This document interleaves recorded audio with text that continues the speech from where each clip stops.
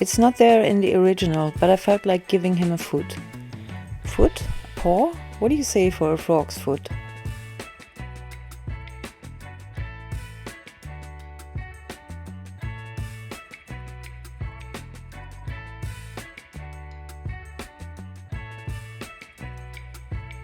The gladiolus flower didn't leave a very good print, so I'm trying to find the subtle lines and highlights and enhancing them.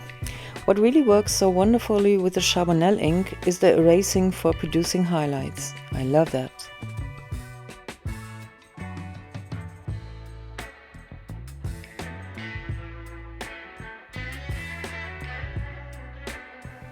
Now for some color on the petals.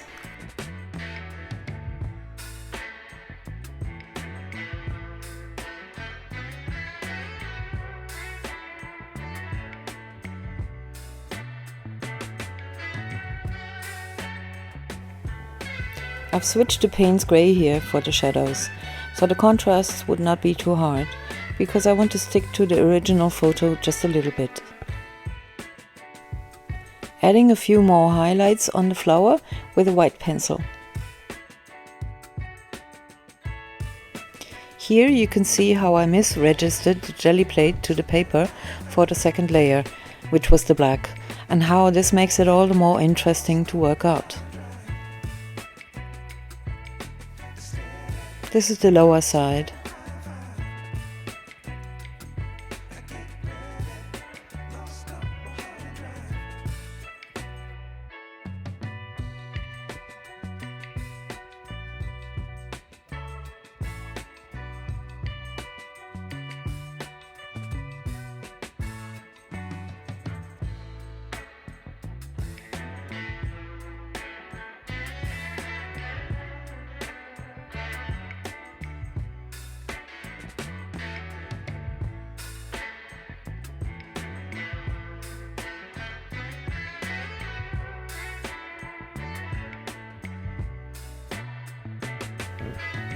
When I see dots and bubbles, I always have to turn them into water bubbles.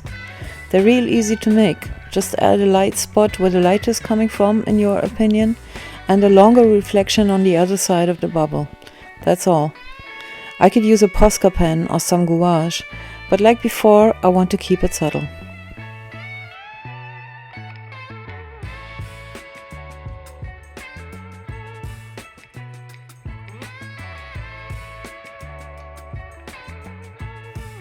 Using an HB graphite pencil here to see if it is even less of a contrast, but the graphite is too shiny in the end for my liking.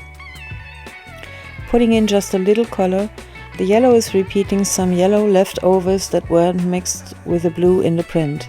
If you look closely, you can see them. I call this a finished painting.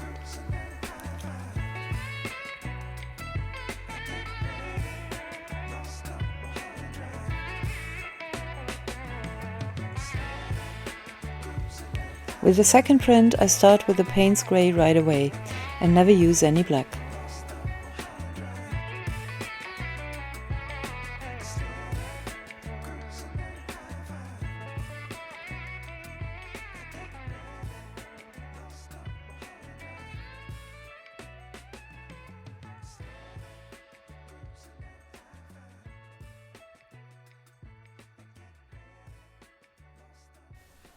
I am enhancing the weird geometrical patterns the paint has given me by creating more contrast between light and dark. Always consider that the area of the highest contrasts will also lead the eye there first, the frog being almost in the center of attention. Less contrast in the areas further away from the center of the plant.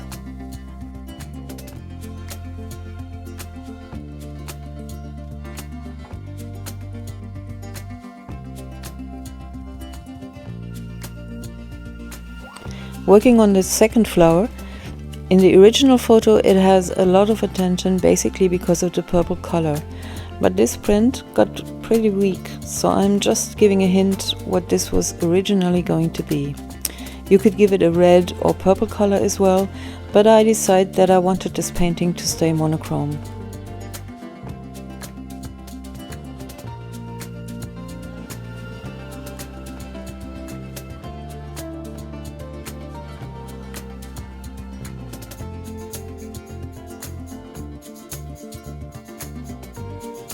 This is again a good example for the interesting shapes and textures the etching ink produces.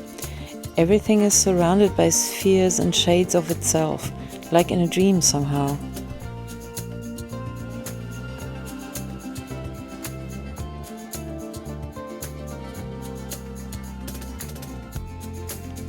Now finally for the frog. Great how the eraser can be used to rebuild the frog's limbs, and at the same time create highlights.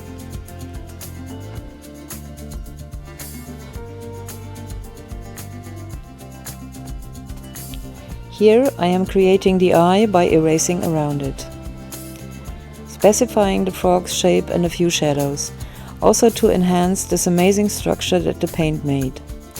Who told it that this was going to be an amphibian, I wonder?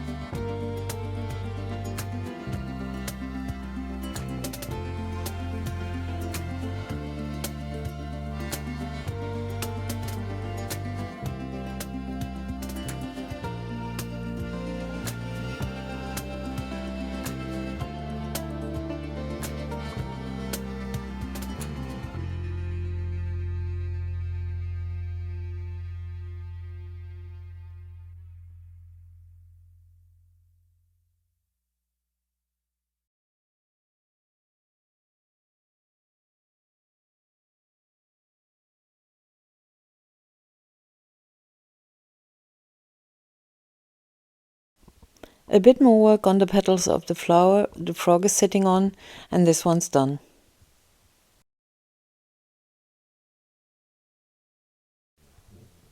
So I hope to have inspired you a bit with these two worked out prints. Tell me in the comments what you think. Maybe you would have given this one a little more color or so. Please give me a thumbs up if you liked it, and consider subscribing if you don't want.